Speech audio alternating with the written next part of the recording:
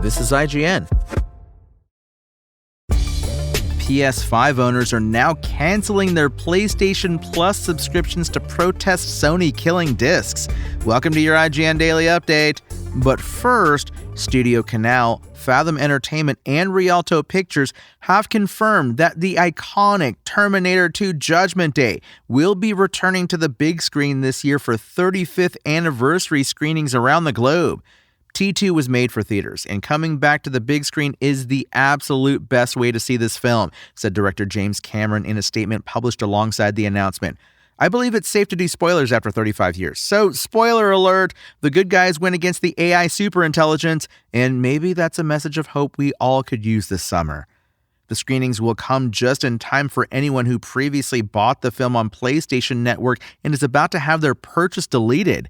1991's Terminator 2 Judgment Day, starring Linda Hamilton, Edward Furlong, and action megastar Arnold Schwarzenegger, revolutionized action movies and remains one of the most influential and revered films ever made.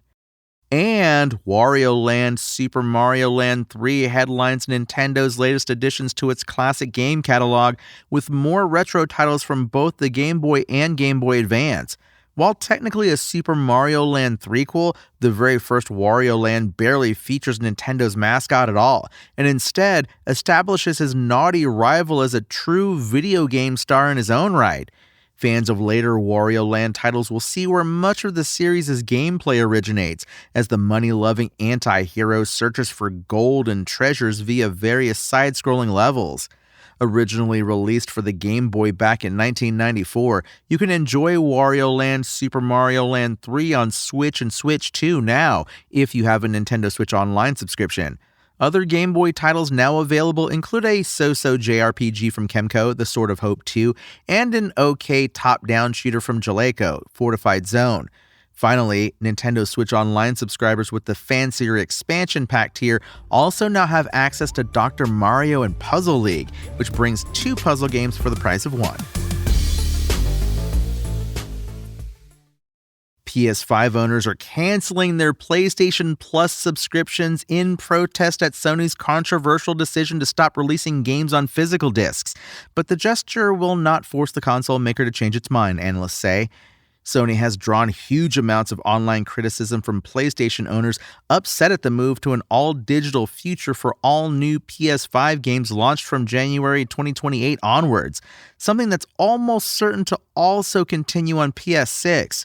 A high-profile petition calling on Sony to reconsider its decision has now reached over 200,000 signatures, and in the past few days, PS5 users have taken to social media to share screenshots of canceled PS Plus subscriptions.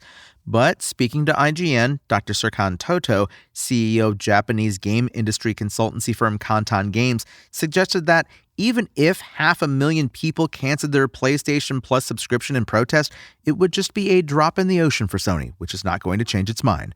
Of course, digital downloads now dominate video game sales, and Sony can be seen as simply reflecting the prevailing taste of its customers. But as Toto states, there's also a huge financial advantage to this move, which saves on manufacturing and distribution costs, ensures it no longer pays a portion of sales to retailers, and captures more platform fees on the sale of third-party games via the PlayStation Store. It's worth breaking the economics down in a bit more detail to see why a tiny percentage of canceled subscriptions likely makes little difference to Sony's bottom line. For a first-party PlayStation game such as The Last of Us, Sony will only keep around 65% of the money from a physical copy, with around 30% going to the retailer and roughly another 5% on manufacturing costs. Meanwhile, for a physical copy of a third-party game such as the Activision-published Call of Duty, Sony will get a licensing fee of likely around 15%. For digital downloads, however, the margins are much higher. For a first-party game sold via Sony's own PlayStation Store, the company obviously keeps 100% of the revenue. For third-party games such as Call of Duty, meanwhile, Sony keeps a 30% cut, so roughly $21 for a $70 game. That's your IGN Daily Update. My name is Tony Jackson, and if you want more news on your favorite games and entertainment topics, make sure to visit us at IGN.com. You can also download our free app on your phone or console and subscribe to our weekly podcasts through the podcast service of your choice.